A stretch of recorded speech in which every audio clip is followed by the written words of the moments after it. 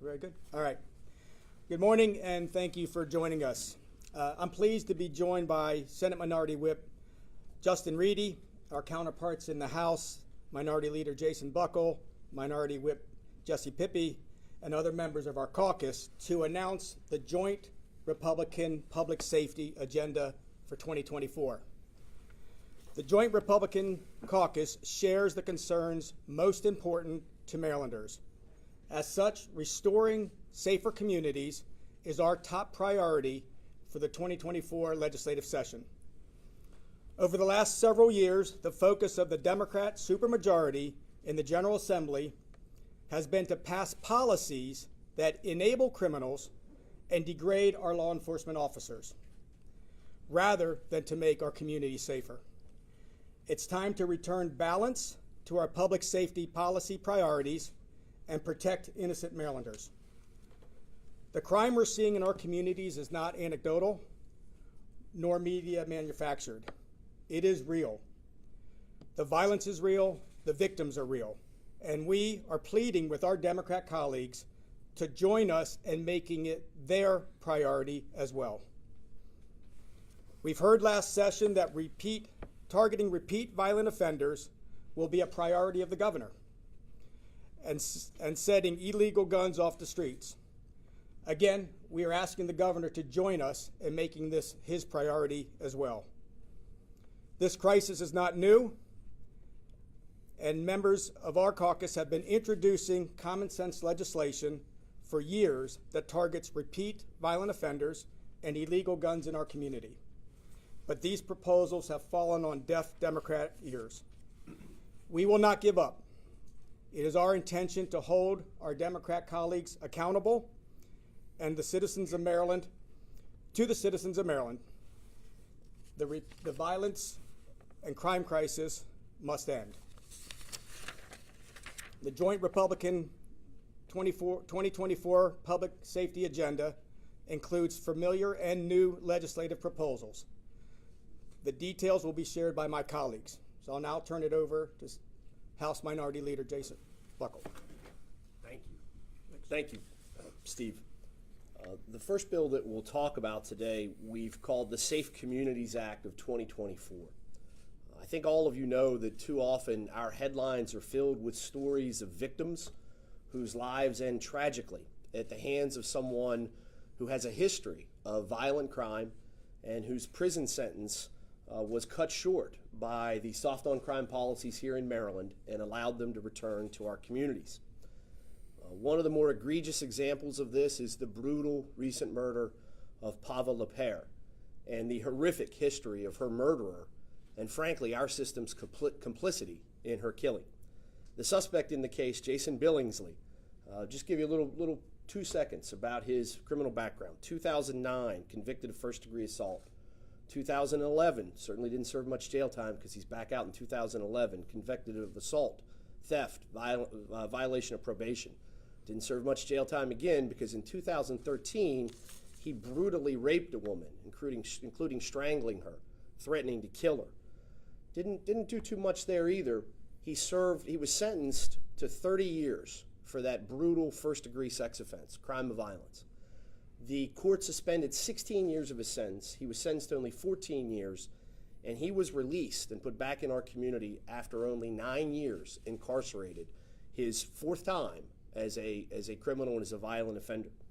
Even though he was denied parole twice, he was released from prison through the accrual of something called diminution credits.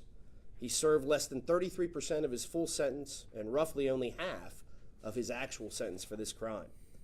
What happened to Jason Billingsley? Well, less than a year after he was released back onto the streets of Maryland, he committed attempted murder, arson, and rape of 2 individuals, and about a week after that, before he was apprehended for that crime, he brutally murdered 26-year-old Pavel Lepere. How did this happen? Well, in Maryland, inmates can earn up to 30 days per month in diminution credits. These aren't parole, it's not probation, it's not with judicial oversight.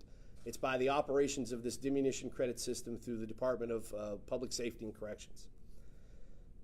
Those convicted of crimes of violence, significant drug offenses, and certain sex offenses, they can also receive up to 20 days per month in diminution credits. They can nearly cut their sentences in half with no judicial oversight. In order to keep our community safe, criminal sentences need to mean something, particularly as they relate to crimes of violence. And so the Safe Communities Act of 2024, which will be introduced both in the House and the Senate as a priority of our joint Republican caucus, will change Maryland's system of diminution credits as it pertains to those who commit crimes of violence. Under the bill, individuals convicted of first or second degree murder are ineligible to receive diminution credits. Those convicted of other crimes of violence will have their diminution credits capped to no more than a 10% reduction in their total sentence. They'll have the ability to receive some credits, but not to make a farce out of their actual criminal consequences. And this is not uncharted territory. Maryland law already prohibits diminution credits for accruing for certain crimes, including rape of a victim under the age of 16 and violations of lifetime sexual offender supervision. Our common sense legislation, the Safe Communities Act bill, also includes a component that will prohibit bail for an individual charged with a crime of violence if the individual has pending charges for a previous crime of violence. The doors of the courthouse and the jail should not be revolving ones, not when we're talking about serious, repeat, violent criminal offenders. In order to protect our citizens, we must ensure that those who commit crimes, and particularly crimes of violence, stay out of our communities. They stay away from being predators in our societies. The Safe Communities Act of 2024 will keep violent offenders where they belong, in prison. I'd like to introduce our Senate Minority Whip, Justin Reedy, to discuss another of our Joint Crime Initiative bills.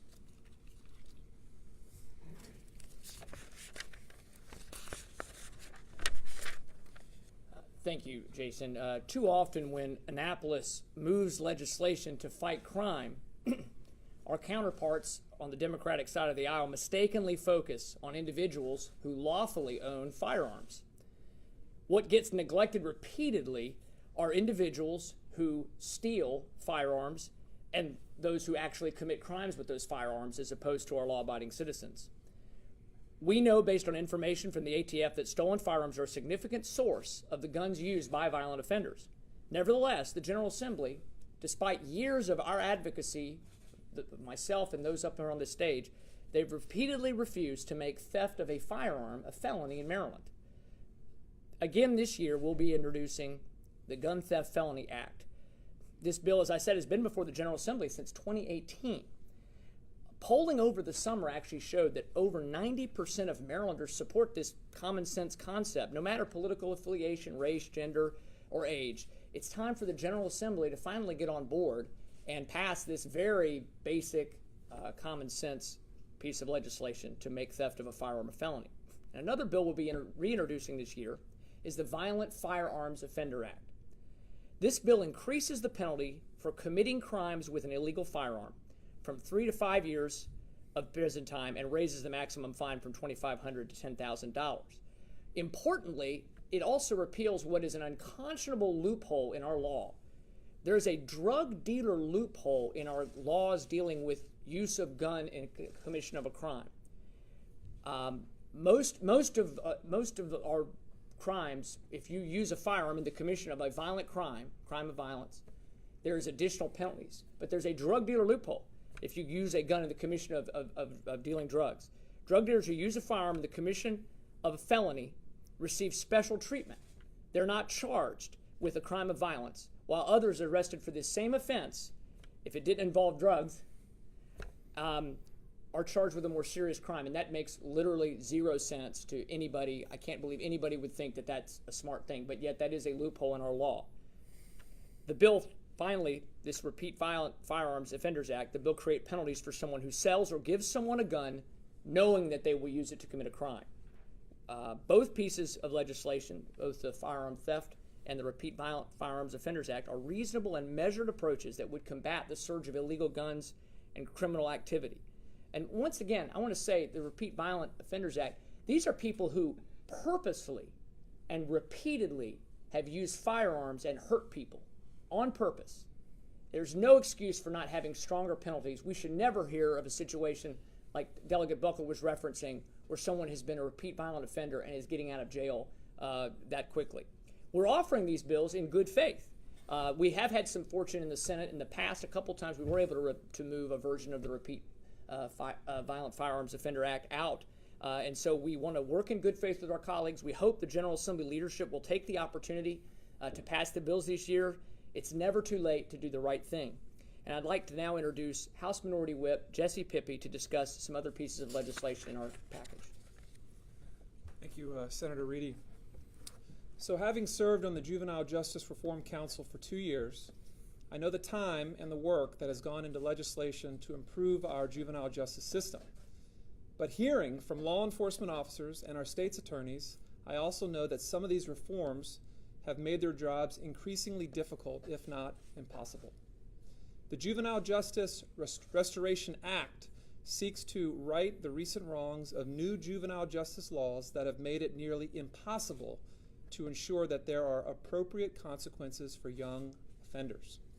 These laws have also made it more challenging to connect juvenile offenders with services that they need to prevent them from becoming repeat offenders.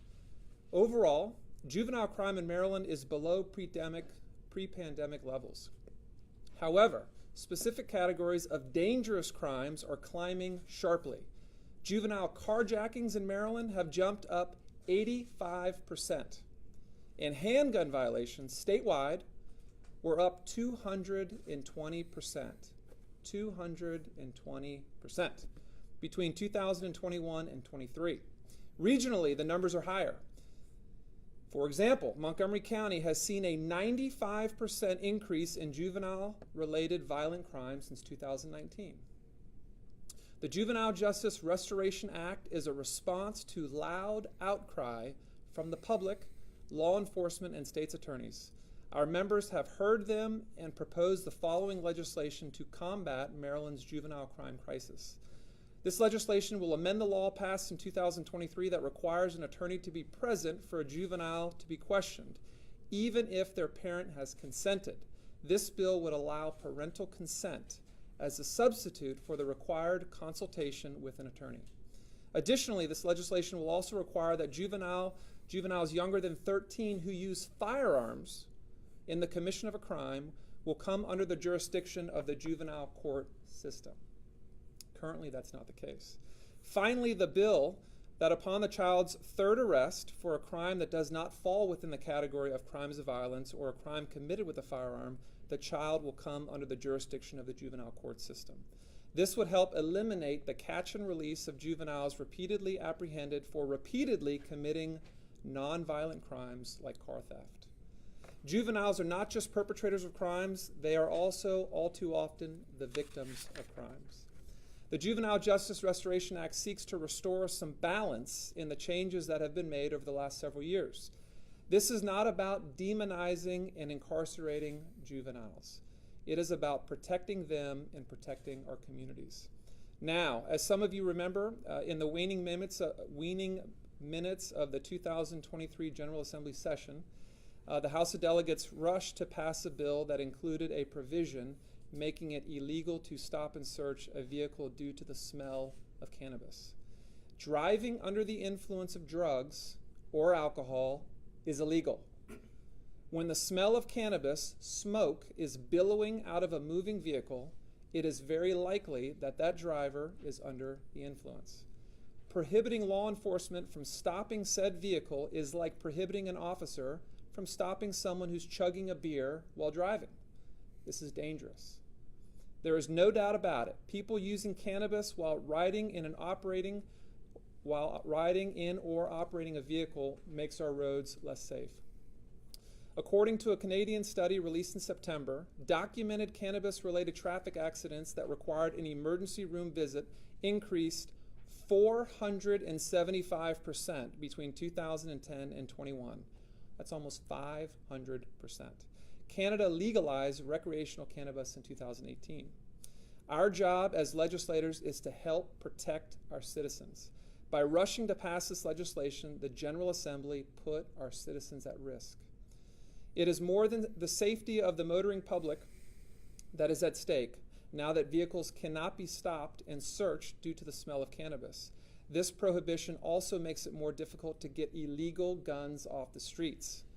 In Montgomery County alone, 80% of the guns seized in 2022 came from searching vehicles due to the odor of cannabis. Now, as crime rages throughout our state, law enforcement has lost a significant way to confiscate illegal firearms.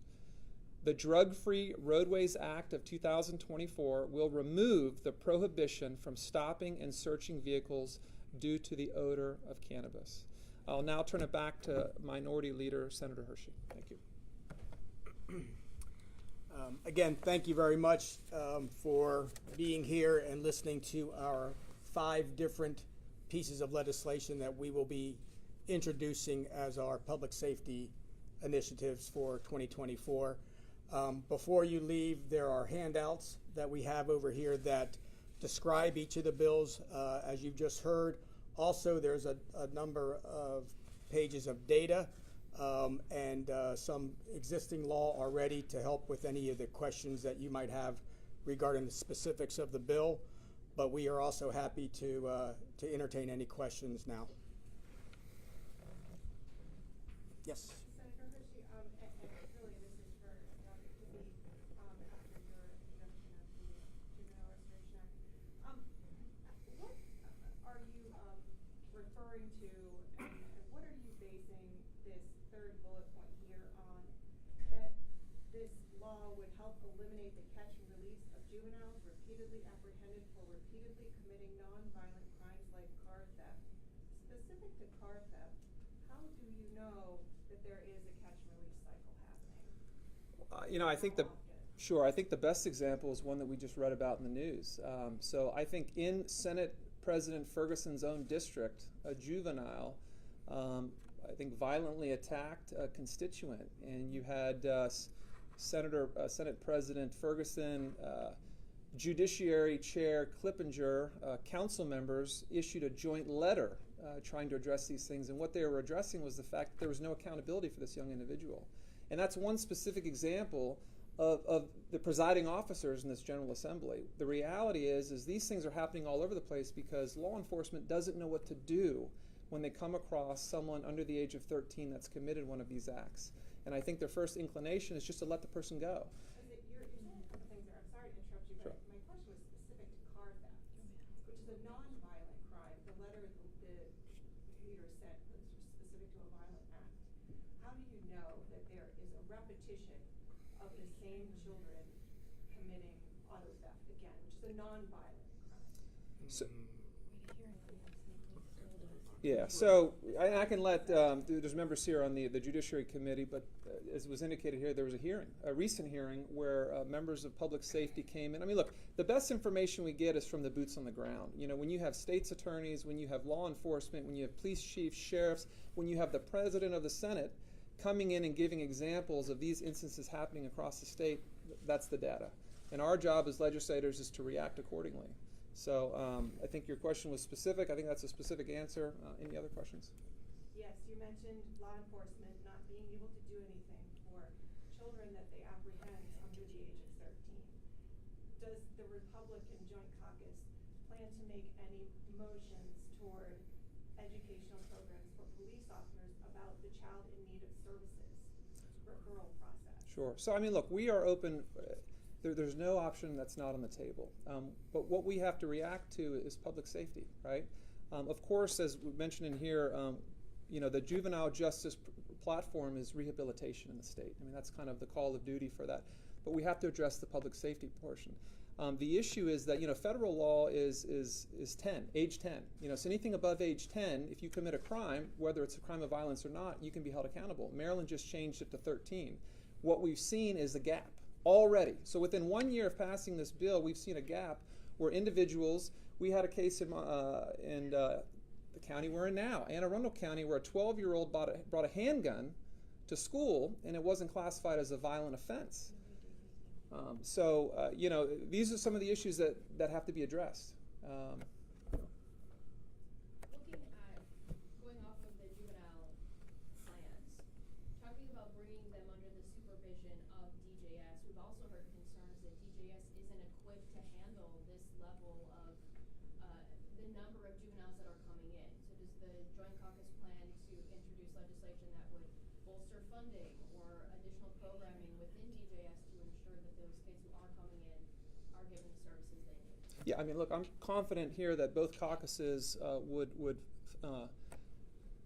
fund the police, right? If there's law enforcement that can make our community safer, I'm confident that folks would be in support of that. But that doesn't seem to be. That's part of the issue. You have to hold individuals accountable for the crimes they're committing, but then there also has to be the back-end services, as you alluded to, with getting these individuals help. But public safety has to be first. You can't just say, oh, I wish we had more DGS workers and people are carjacking individuals outside. You have to address the public safety component and then backfill on the services side. And look, I'm the son of a social worker who worked for a municipality for 20 years and spent her whole career giving juveniles a second chance. And we all believe that. That's what we want. But we have to address the public safety. We can't turn a blind eye to the public safety component of this problem. And so today's purpose is addressing the public safety component. Absolutely, we would be in support of other service to go along with it. And it's probably a two-prong approach. But we feel like there's been a tremendous amount of neglect on the first prong, which is the public safety component. What do you think about what Democratic leaders are saying, including Governor Moore? They say they want to hold criminals more accountable, but not offering any concrete plan, which you are offering. Do you feel like the ice is thawing a bit when it comes to trying to get some bipartisan work on this for the upcoming session, or do you think it's going to be business as usual?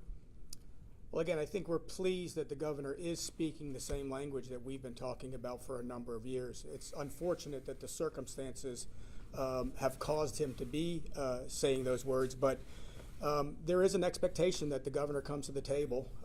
He's been talking about repeat violent offenders. He's been talking about illegal stolen firearms. We are expecting that he will provide some type of legislative agenda to address these as well, too. Believe us, we're not naive to think that all 5 of our bills are going to get passed. We know that there will be some bills on public safety that comes from across the aisle. There'll be some other bills that will have bipartisan support that will be introduced. But the governor needs to lead on this, and we're hoping that he can take a look at some of the common sense legislation that we have done in the past and what we are introducing this session, and find some way to either agree with us or come up with a legislative agenda that we can agree with him. Looking at the Violent Firearms Offender Act, it's not new. I know we've talked about this for a few years, at least since I've been here. Why do you think this year was going to be different? It's failed in years past. Well, it has passed the Senate a couple of times. I think the situation's become so stark that, again, Governor Moore, we appreciate the words coming out saying that it's time for us to, he's actually said this since he was inaugurated and didn't put much weight behind it his first session, but there was a lot going on, I guess. Maybe now is the time. The first step towards fixing a problem is recognizing you have a problem. And, your question about DJS, one of the problems you have is we do need to help DJS, but DJS has to recognize, the secretary has recognized there's actually a criminal problem. So that's some of the public comments from this administration and their representatives has been to obfuscate and act like there isn't a problem. So as far as the Violent Firearm Offenders Act, we're hopeful with all the rhetoric about gun violence, because we hear about gun violence all the time. Well, it's people doing the violencing. So if this is an opportunity, and Governor Moore has said he wants to crack down on repeat violent offenders, and we agree. So we look forward to working with him and his administration and coming to the table. We think this is the best approach, but we have members in our caucuses that are also, we're working across the aisle. If there's a way to bring more people together to the table, we want to do that. But I do think it's become very stark, and everybody recognizes we have a big problem and we need to address it. Have you had any conversations with him or his staff about it? We have some, I think, and I don't want to get into sort of internal conversations. We're going to continue to do that. This is not, this is Annapolis, not Washington D.C. We don't negotiate by tweet. We try to work together with our colleagues, and we, appreciate that there's I think there's been somewhat of a listening ear, and we hope that continues. Can you expand a bit more about how the Juvenile Justice Restoration Act will connect youth with services? And do you think it's better for kids to receive services potentially in detention or committed treatment than in their communities? So just to kind of recap here, you're asking whether our bill specifically addresses increasing services, and then And how exactly it will do so? And how are you thinking about the benefits of kids receiving treatment in their communities versus potentially receiving treatment in detention or committed treatment? Sure. Well, so there was a couple bullet points mentioned. One about catch and release, right? So if a juvenile commits an offense and is let go, there's no services, right? There's no follow-up. There's no rehabilitation. There's nothing really telling that juvenile not to do that again. And so if you don't have the ability, if law enforcement doesn't have the ability to stop a juvenile, to ask questions, to put them in a program, to refer them to DJS, there's not going to be much rehabilitation of anything. And so I think the accountability component is we want to make sure that these individuals at the time of the incident are held accountable. And if that route is, because again, this doesn't say incarceration. This says referring to juvenile to DJS, right, or the juvenile system. So, and the mission of the juvenile justice system in Maryland is rehabilitation. So, what we're saying is we want these offenders that happen to be juveniles to be held accountable, and if that is going through the juvenile justice system and getting rehabilitation, then so be it. But there has to be a stopgap there. And right now there's not. And I think the argument we're hearing from on the street is law enforcement doesn't know what to do with these kids. So they're not going anywhere. They're not getting any services. No one's talking with them. No one's following up with them. And that's the problem. And that's why you see repeat juvenile offenders. And that's in line with the statistics. Now, yeah. So the second thing is you had mentioned about funding. Did you say that? I did. Okay, you did. Okay, so mixing you all together. Listen, I think we would be open, and we're obviously open to work with anybody who wants to tackle this issue. But if a funding component needs to go into it to beef up DJS, or so be it. I mean, we can have those discussions. But what we're saying today is people need to be held accountable. We have to address the public safety component. Okay, go ahead. I'm a little confused by something you just said. Law enforcement doesn't know what to do with these kids. But you also said you are amenable and would like to see rehabilitation for them. So where is the problem along the chain? Sure. Let me connect that for you. So what happens is if you're a juvenile and you get picked up for an offense, you get arrested. If this bill would require, let's say specifically, someone's been picked up 3 times for the same offense, a non-violent offense, but this bill would say in that particular case, that person would have to be referred to the juvenile justice system. They'd have to go before a court. So in that particular case, the judge could order that this kid receive services, could order that this kid meets with someone, a counselor. They could do an investigation as what's going on with this kid. I mean, we all have a responsibility to ensure that these kids are getting the help so that they can lead a productive life. That's what we want. We want our youth to have opportunity in this state. If they're going down the wrong path, we want to nip it in the butt and get them on the right path. The problem is that if you have someone who commits a crime, the police stop them and they say, oh, how old are you? You're 12? Okay, I can't do nothing with you. You let them go. That person's probably going to commit another one. And that's the disconnect that you're seeing. When you get picked up for an offense, you don't go to maximum security prison in Allegheny County. You go through the juvenile justice system, and in most cases, those individuals are not locked up. Matter of fact, I have one of the only hardware juvenile facilities in the state, Victor Cullen in Frederick County. That's not where these people generally end up. What ends up happening is they get referred to services. My point in all this is you can't be referred to services if they're not picking you up. If they're letting you go, there's no services. There's no follow-up. There's no opportunity for that young person to turn their life around. That's the issue. We don't want to lock these kids away. We want to help them. We want to put them on the right path. And the only way to do that is by bringing them in. And remember, a lot of these folks, they may not have parental support in their lives. I mean, they may not have family members helping them. And so in this particular case, we have a responsibility to get them on the right track. But Delegate Libby, all due respect, kids 10, 11, and 12 can be referred for services through a child in need of service referral, which can be filled out by law enforcement. Why are members of your party in hearing rooms on this platform repeating that there is nothing that law enforcement can do? Listen, all I would suggest, and I'll finish your segment with this, is read the letter that Senate President Ferguson wrote, that he signed with Chairman Luke Lippinger. That should answer that question. Do you have a question? I just have one more question about how this referral to DJS is going to work, because when it comes to these kids who are under the supervision of DJS, even if they're not held in a detention facility, we're seeing them back out on the streets under a home monitoring system. But the home monitoring system is where we're seeing a lot of the breakdowns. They're not being monitored appropriately. They're not, when they violate, nothing is happening. So is there an element in this proposal that goes after the home monitoring aspect of DJS? So not in this particular proposal, no. But that's another component to the Juvenile Justice Reform Act that was passed a couple years ago, where there, for example, you couldn't violate somebody for not showing up to a probation. I mean, so there's all sorts of some deregulation of the the DJS system. But again, this is a starting point. I can't speak for everybody else, but I would imagine that individuals are open to suggestions. We're addressing the public safety component because that is not being addressed at all. Now, look, if there are issues with enforcing, detention and probation, that's another issue that we'll have to address. But our number one priority is public safety. That has to be addressed first. There's 100 other things that we also have to address, no question.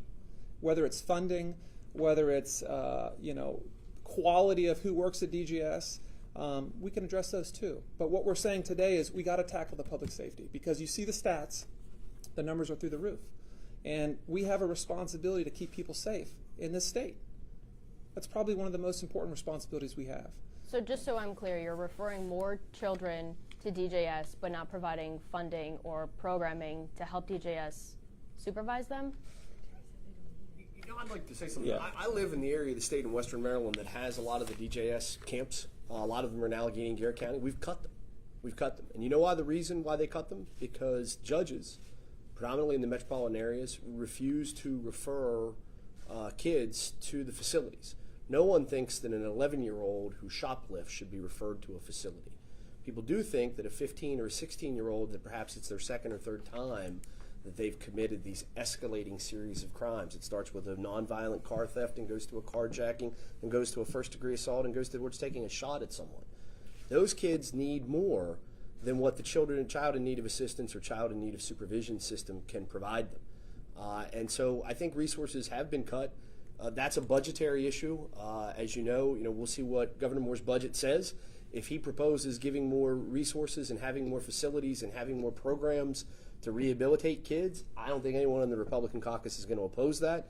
If they reopen some of these facilities, if they come up with innovative ideas to provide rehabilitation to kids in their communities, that's great. But as you pointed out, a lot of the rehabilitation in your own community situation becomes, I'm on a home monitoring program, I'm not being monitored. My friends, whether they're just regular teenagers, some of them are certainly gang affiliated, they are bad influences, and you're just sitting at home on home monitoring, and someone who's a bad influence on you or you're involved in criminal activity with, you're 5 minutes away. You're not 5 minutes away when you're in a facility somewhere. They're not draconian prisons. They're getting classes, they're getting education, they're getting opportunities to succeed, and we support that 100%. But it's a holistic effort. Jesse's absolutely right. The first thing you got to do is acknowledge the problem. Get kids off the streets, out of the ability to keep doing these things over and over again. Protect them, protect their peers, and protect all of us. And then we can work together to figure out the best way for the rest of the life of that kid, how it will work out. So I think that's it, Megan, for time. Thank you all very much for coming today. It's going to be a long session. I think you understand that We're tired of talking about these things. We've talked about a lot of them. I'm sure you're tired of listening about them. It's time to change. These are not partisan issues. There's no reason that we can't get a lot of this done, and we can't get it done now. Nobody ever comes out on the record and says, oh yeah, I'm for being softer on violent criminals. Oh yeah, I'm for being softer on gun crime. Nobody ever says that. We just do it in silence. We just do it behind closed doors. We let things die. We don't advance policies. I've been here 10 years. This will be the 10th year. I don't think we've ever passed a bill that gets tougher on crime, objectively, in the 10 years I've been here. Every bill we pass gets softer on crime. More diminution credits, shorter sentences, easier to get out on bail, tougher to penalize juvenile offenders, tougher to penalize repeat offenders. Every year. And you look at the statistics of where we're at, you can't have a thriving state like that. You can't have a thriving state economically, our education system. None of that thrives if crime runs rampant and people are afraid to engage in normal activity. So I think for Steve, myself, and everyone, we thank you guys very much for coming out today. We're happy to talk with you throughout the session about these issues, and we appreciate your time.